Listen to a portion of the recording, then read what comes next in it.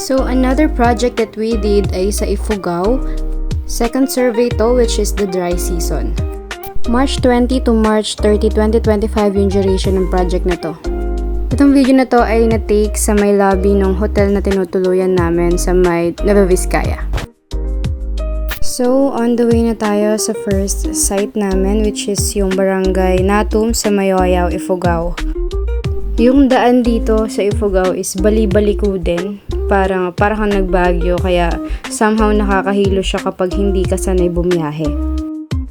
4 na sasakyan kami dito consisting of 2 teams. Same lang yung daan papunta sa Mayoyaw tsaka sa Abinuan, kaya magkakasabay na kami. Pero maghihiwalay din kami mamaya kapag nauna na yung team Abinuan. Same sa mga past projects namin na maaga kaming umaalis sa hotel, which is 4:30 AM, and makikita nyo na sobrang hamog dito kahit na dry season siya. Huminto kami sa spot na to kasi yung kasunod na daan niya is maputik na, so hindi sigurado yung mga drivers namin if kaya ng mga sasakyan na bumaba dito sa may daan na to. Boosh, sea of clouds. So habang hinihintay namin yung desisyon ng mga drivers kung bababa kami, nag-picture and of course nag-video muna kami rito pang cloud chase. Hehe.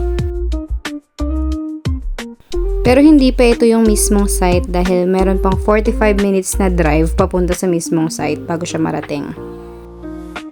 So ayun, after ng matagal na biyahe, narating na namin yung mismong site, which is yung Barangay Natum, Mayoyaw, Ifugao.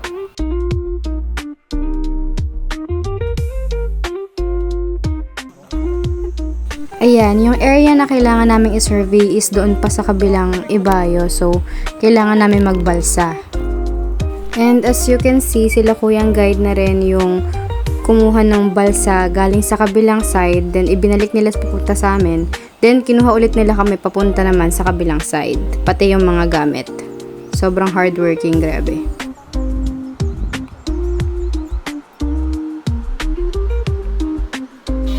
Itong clip na to is nung second day wherein nag-try kami ng mga kasama ko na mag-zipline, which is tao din yung humihila kaya nakaka-guilty, pero sabi nila i-try pa rin naman namin kasi masaya din naman daw.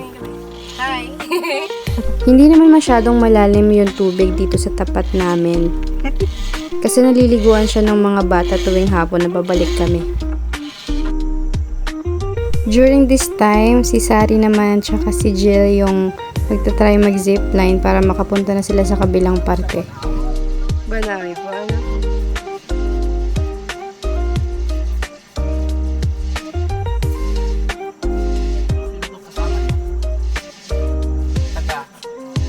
Taga Manila po sila. Kasama ko ng iba. Ay! Hindi ko po sure. Opo.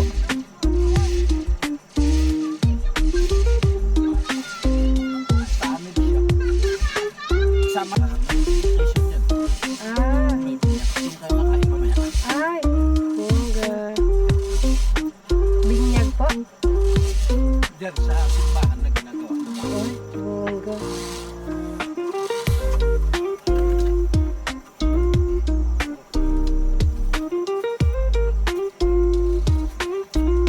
Oh, dito din kayo? Ito ang nahuli namin sa cage trap ay isang Rattus exulans, which is an invasive species. Madalas silang nakikita sa mga cornfields, kaya pinapatay sila ng mga farmers kasi kinakain nila yung mga tanim na corns. Itong area na to ay sa dulo ng site namin kung saan kami nagstay ng mahigit 1 hour para kumain and also mag-bird watching.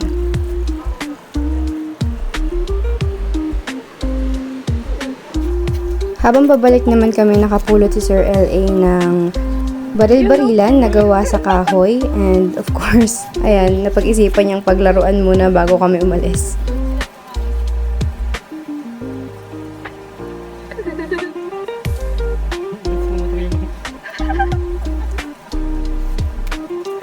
Since nagbalsa kami papunta sa kabilang side, so kailangan ulit namin balsahin yung pabalik sa kabilang side. Syempre, thanks to kila Kuyang Guide. This right here is yung dinadaanan namin pabalik sa main road.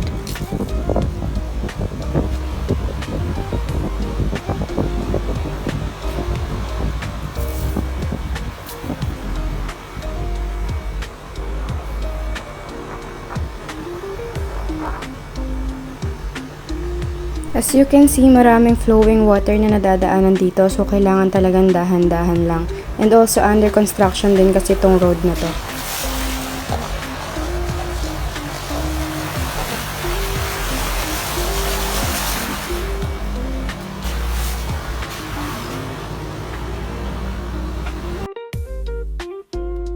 Ito yung view namin habang pauwi na kami, and sobra siyang nakaka-relax kapag ganito yung makikita mo palagi.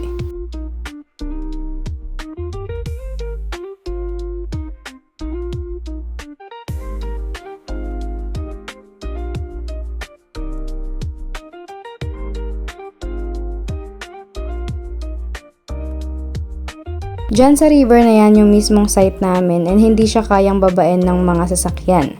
So kailangan naming akyatin mula dyan sa river papunta doon sa kung saan kaya lang nung sasakyan. Syempre hindi pwedeng hindi tayo mag-stop para mang cloud chase.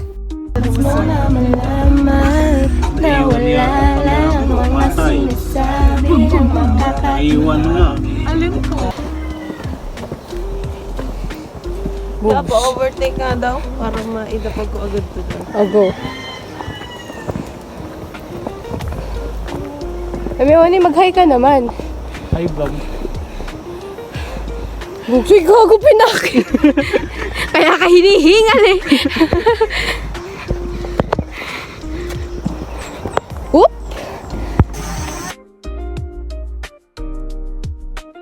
Itong next site namin ay sa Barangay Banga, Lagawe, Ifugao, wherein kailangan namin dumaan sa tumawid dito sa may hanging bridge para makarating sa kabilang side, which is yung mismong site.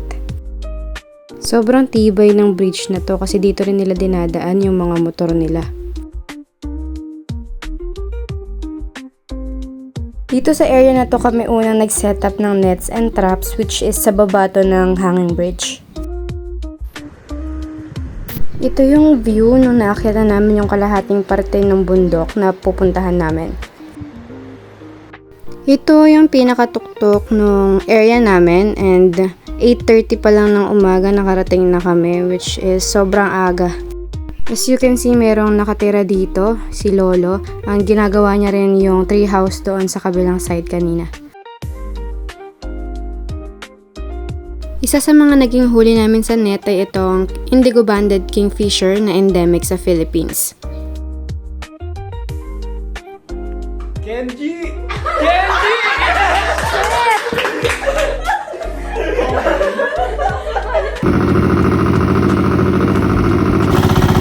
Yung next site na napuntahan ko is yung Alimit River, and kailangan naming bangkain ng almost 1 hour bago kami makarating sa may site mismo. Sobrang ganda ng view dito, and hindi pa masakit sa balat yung araw kasi 8 AM pa lang nito.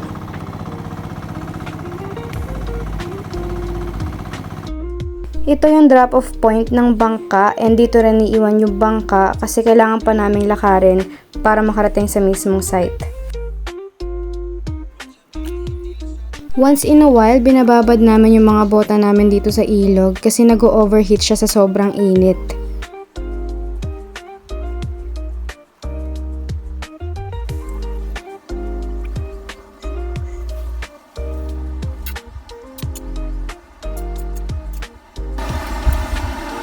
Okay. Nung nakabalik na kami sa drop-off point ng bangka, naisipan naming maligo muna sa ilog kasi sobrang init as in.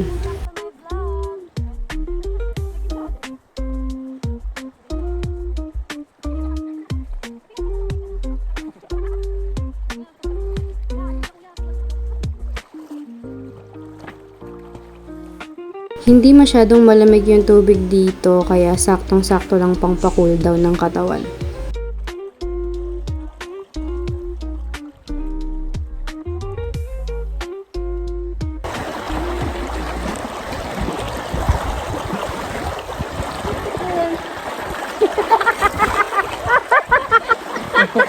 Bakit mo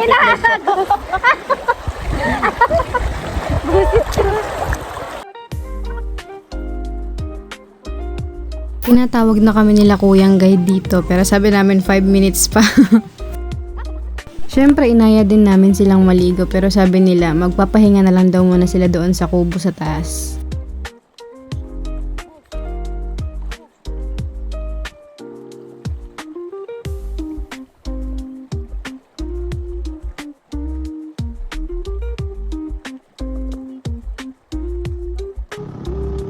Boom! Turista! Babalik na kami nito sa may sasakyan. And syempre, kailangan ulit mag-boat ride.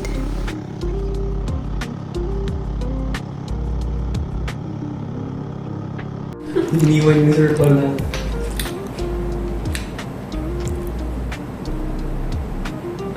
Bugs! Bugs! May swimming pool din dito sa mismong hotel na tinuluyan namin. So, ayan.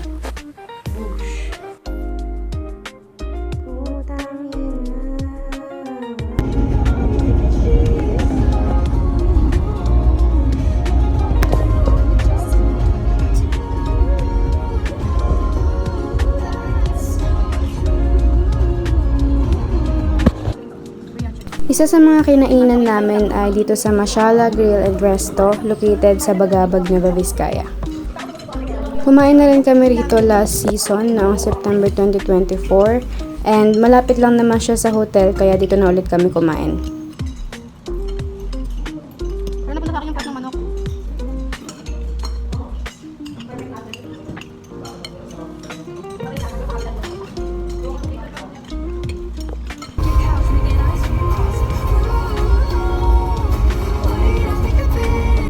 Itong next site namin ay sa Barangay Tupaya and meron kaming na-encounter na aso na merong dog tag na 1 litrong bottled water. Mahilig daw kasi siyang kumain ng manok ng kapitbahay kaya nilagay nila yan para kapag malapit na siya sa manok, kakalansing, makakaalis yung manok agad-agad.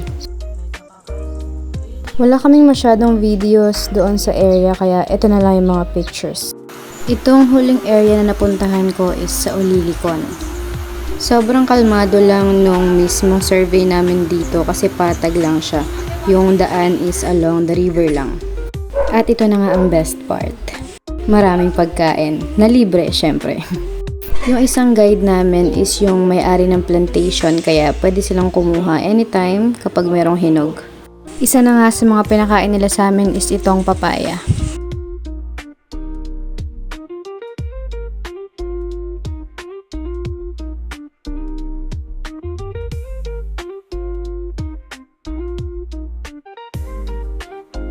So, nahuli din namin sa net itong 2 brown-breasted kingfisher. And during this time, ay pinapawalan na ni Sir L.A. yung kingfisher. Artista talaga siya, be. Sobrang artistahin. Ay. Sena.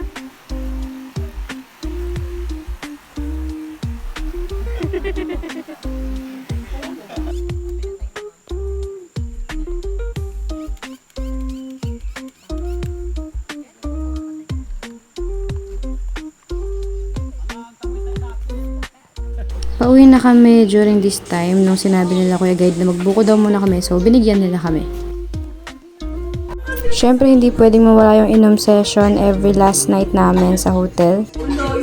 So, ayun, yari na nga yung aming survey kaya meron na kaming time para magliwaliw na ganito.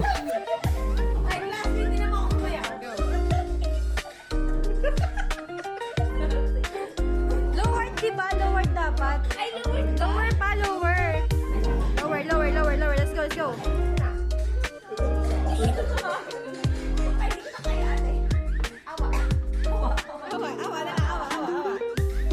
Ganito pala itsura namin kapag kumpul-kumpul kami nag-order sa fast food.